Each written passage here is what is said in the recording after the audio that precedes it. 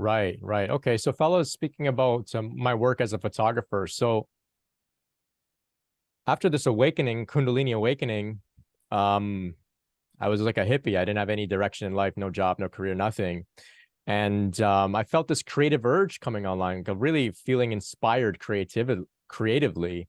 And so I picked up a camera and I just started pointing it around. It was almost like I was channeling, like something would direct my gaze and I would click.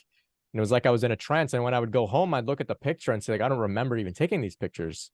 And it was like something was sort of, I was in the flow. It was, and I loved it. I really loved it. And I wasn't even the greatest photographer. Most of the pictures weren't that good, but once in a while there'd be an amazing one. And so I just really loved it.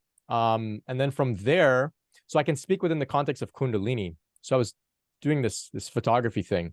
So as we know, for many of us, the Kundalini is it's the divine mother, it's the divine feminine. Um, and many of us have had encounters with what we may say a goddess. A goddess may appear to us in a dream, a vision, a meditation, and there's some sort of healing, there's some sort of message. It's very, very common. Not for everybody, but it's very common. That's Shakti, that's the goddess.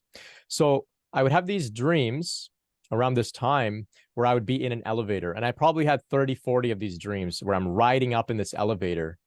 I understood it to be that this is the energy moving up my spinal column. My spinal column was the energy shaft, was the elevator shaft, and I'm rising, I'm rising. So I'd be in this elevator. Sometimes I would get off at the penthouse and there would be, like the very radiant people there to meet me. Anyway, in one of these elevators, I'm in this very fancy hotel and there's a radiant, beautiful woman there. And I'm a guest at this hotel and so is she.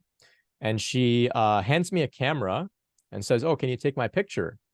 So I say, "Okay," like the same way that you might take somebody's picture at Niagara Falls or something, a stranger, right? You take a picture for them. So I took a picture, give her back the camera, and she hands me like $5.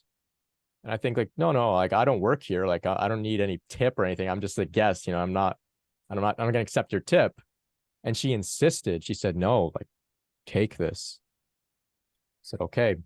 So when I woke up, I felt like, okay, that was the divine mother. That was the goddess. Maybe this is some indication that I'm moving in the direction I should, maybe try and make some money from photography. I let it go. Just let it go. Sometimes it's just a dream. It's just a crazy dream, right? Sometime later, the flow, things just start happening. I started to photograph my dog and then I shared some of those photos with some friends on Facebook just for fun. And a friend said, "Hey, can you photograph my dog?" And then she also just handed me some money after. And I was like, "What are you doing?" But then I understood that this is how the Shakti, the flow was coaxing me towards this this profession, you could say. So I just share that because many of us go through this our life falls apart.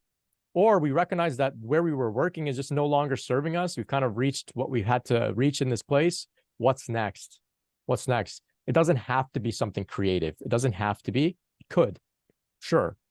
But there is something out there for you. And the goddess, if you open up to her, she will, like she invited me, she'll also invite you. She'll give you some breadcrumbs if you surrender and I hope trust. so.